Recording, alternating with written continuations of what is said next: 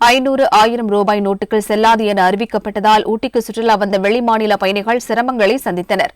நீலகிரி மாவட்டம் ஊட்டிக்கு சுற்றுலா வந்துள்ள பயணிகள் தாங்கள் கொண்டு வந்திருந்த 500, 1000 ரூபாய் நோட்டுகளை சுற்றுலா மையங்கள், ஹோட்டல்கள், விடுதிகள் உள்ளிட்ட இடங்களில் வாங்காததால் செய்வதறியாது தவித்தனர். ஏடிஎம் மையங்கள், வங்கிகளும் இல்லாததால் அவற்றை மாற்ற முடியாமலும் சிரமத்திற்குள்ளாகினர்.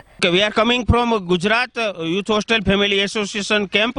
6 family are there. We are having so many troubles when the note of this 1000 rupees and 500 rupees are Raddi from today.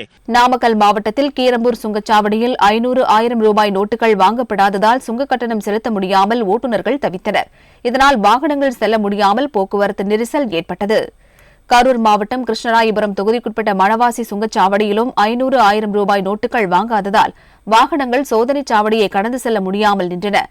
திருச்சியில் இருந்து கரூர் நோக்கிச் சென்ற வாகனங்கள் ஸ்தம்பித்ததால் பயணிகளுக்கு சிரமம் ஏற்பட்டது.